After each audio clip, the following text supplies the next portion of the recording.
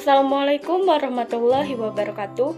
Halo teman-teman, perkenalkan nama saya Noni Tasya. Biasa dipanggil Noni, saya dari anggota muda UKM Bahasa Flat. Saya dari Fakultas Ilmu Kesehatan, jurusan Ilmu Keperawatan, UIN Syarif Hidayatullah, Jakarta.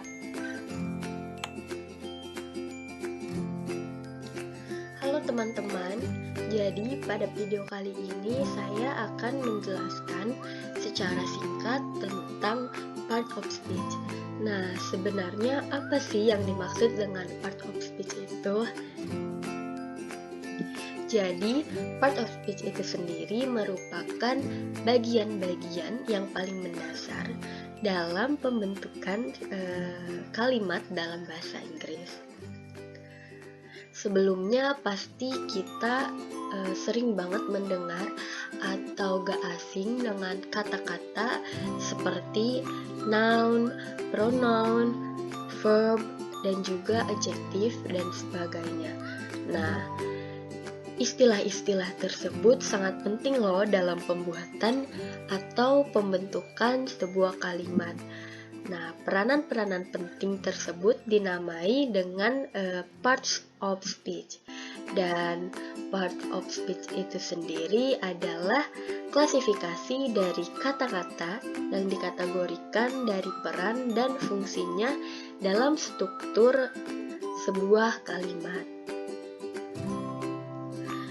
Sebenarnya kalau kita mempelajari bahasa Inggris maupun materi-materi yang lain, part of speech ini sebenarnya udah jadi bagian dari materi-materi itu loh. Nah, pada bagian ini saya akan memberitahu apa saja sih yang menjadi bagian dari part of speech.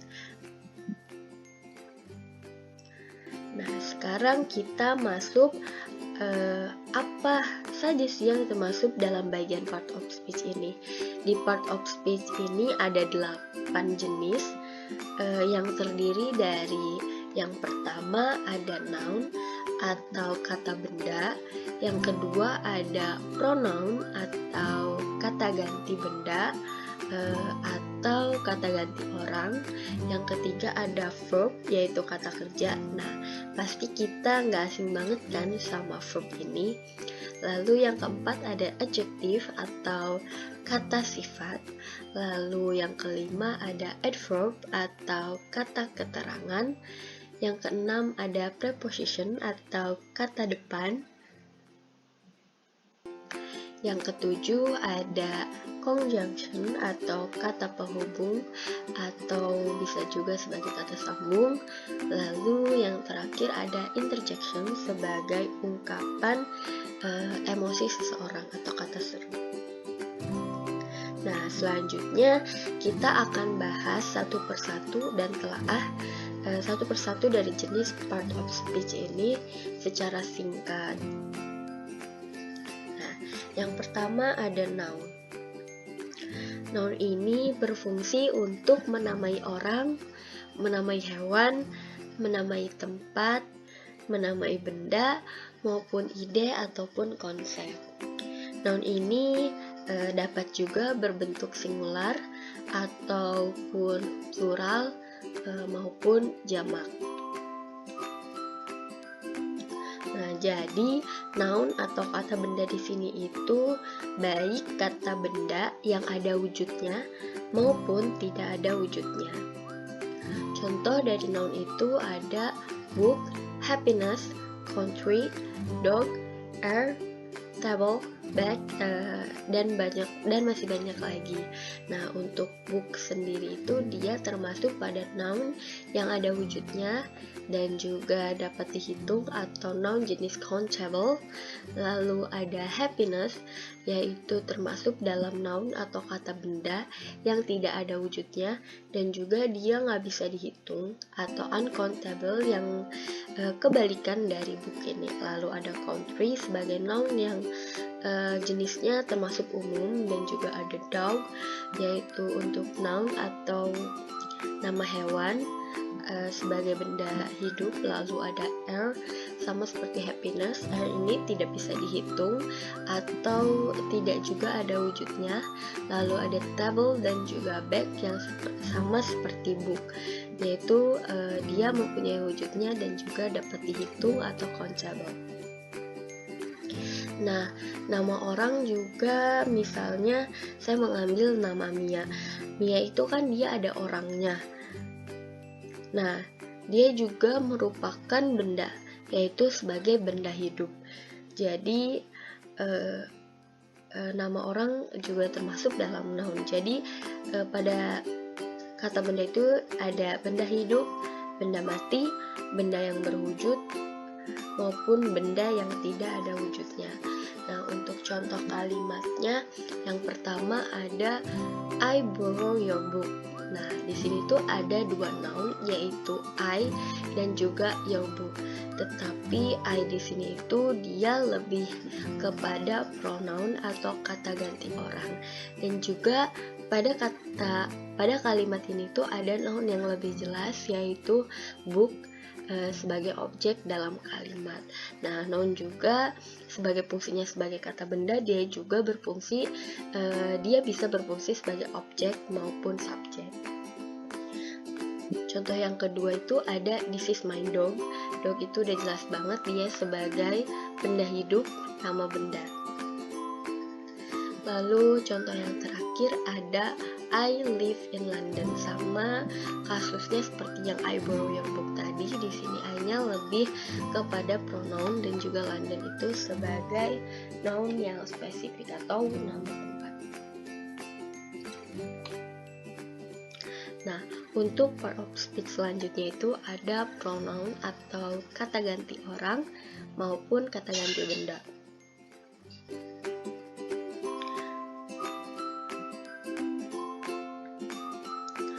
Pronoun ini digunakan untuk menggantikan noun.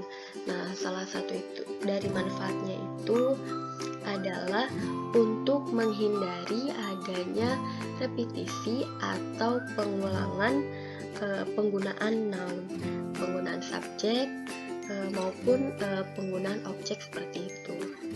Nah, contoh dari pronoun itu ada I, you, she, he, this, those, dan lain-lain, dan juga masih banyak.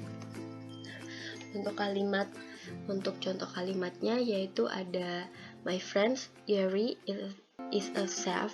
She lives in Jakarta. Yang artinya teman saya Yeri adalah seorang chef. Dia tinggal di Jakarta. Nah, she ini sebagai pronoun atau kata ganti orang yang menggantikan kata Yeri.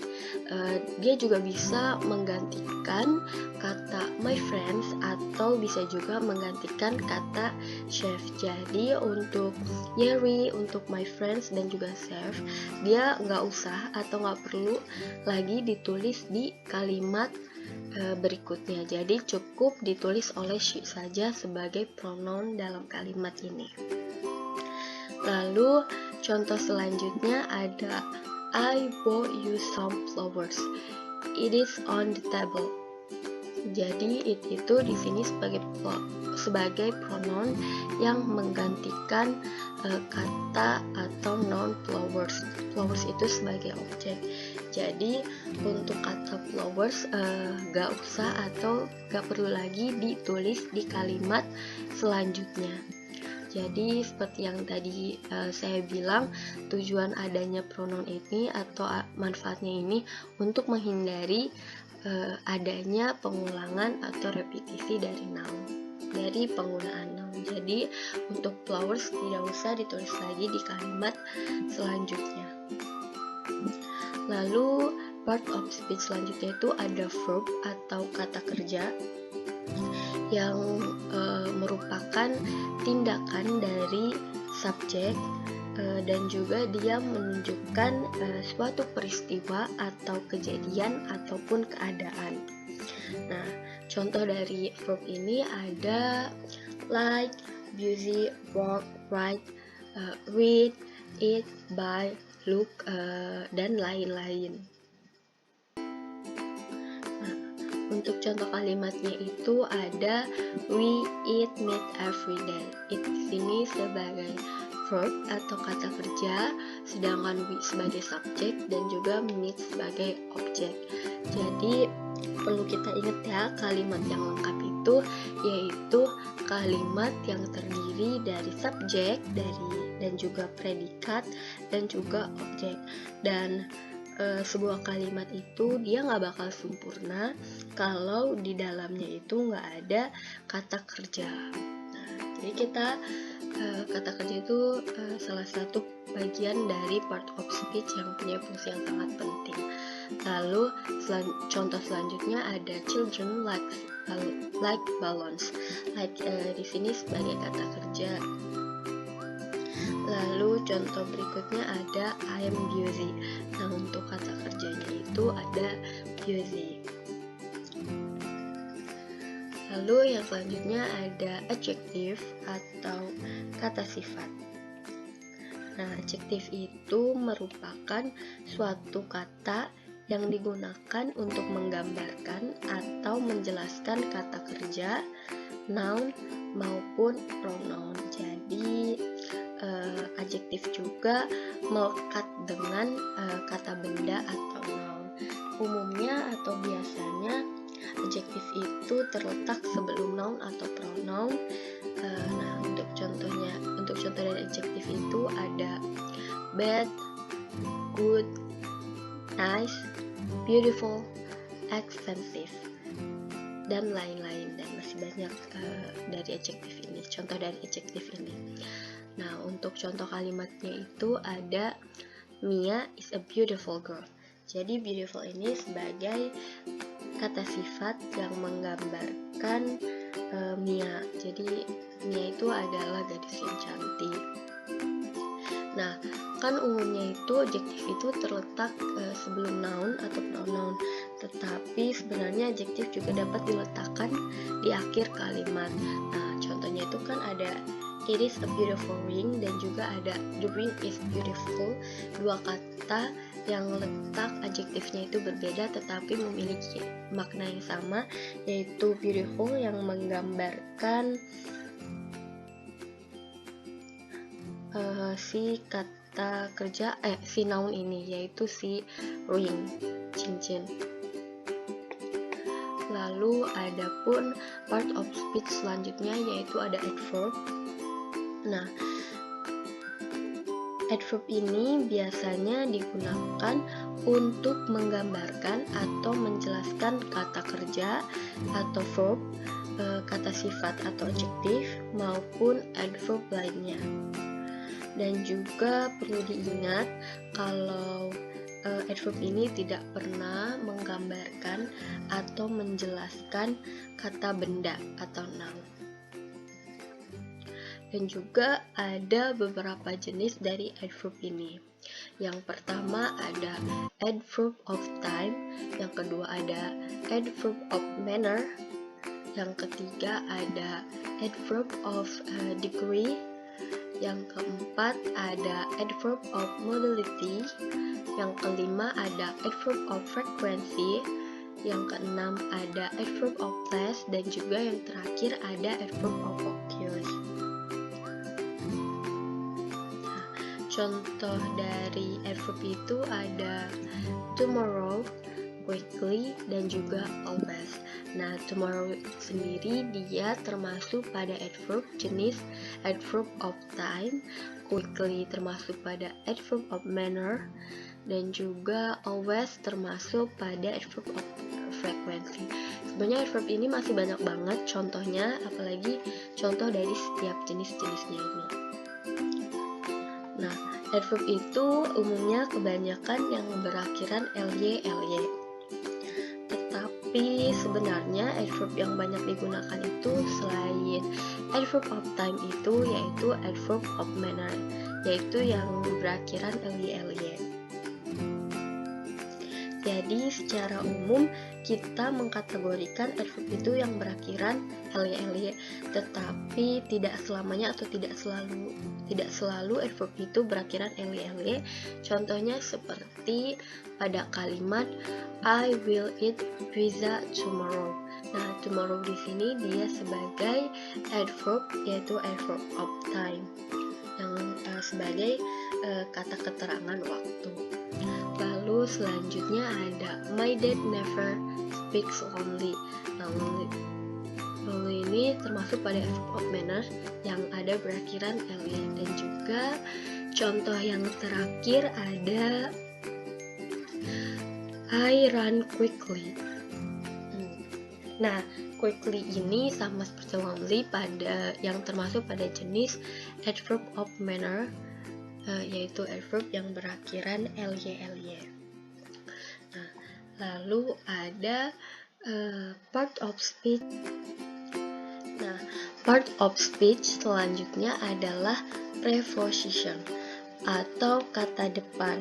Nah, part of speech yang satu ini biasanya dia dikombinasikan dengan noun atau kata benda, dan juga dengan pronoun atau kata ganti benda atau kata ganti orang yang nantinya akan membentuk frasa yang menerangkan adverb, noun maupun adjective. Nah, contoh dari preposition itu ada on, at, in, by, of, before, after, beside, dan lain-lain, dan juga masih banyak banget contoh dari preposition ini.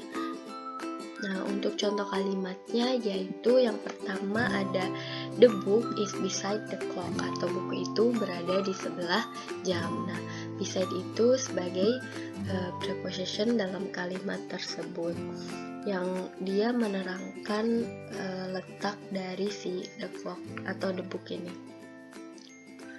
Lalu contoh selanjutnya ada I put the book on the table. Nah, pada kalimat ini prepositionnya itu ada pada kata on. Lalu contoh yang terakhir ada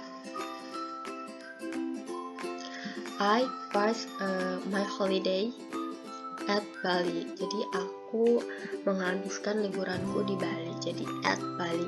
At ini sebagai preposition at Bali.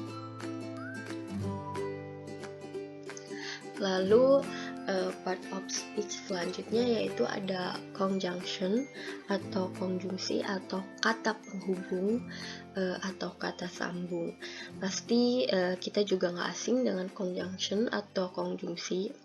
Nah, conjunction ini berfungsi untuk menghubungkan dua kata, dua frasa, dua klausa maupun antar paragraf. Conjunction ini juga dia memiliki beberapa jenis, salah satunya ada coordinate conjunction dan sebagainya. Nah, contoh dari conjunction ini ada and, but, because, or, as long as, since, until, dan lain-lain, dan juga masih banyak banget. Nah, untuk contoh kalimatnya yang pertama ada her father does not allow her go, but she still do it.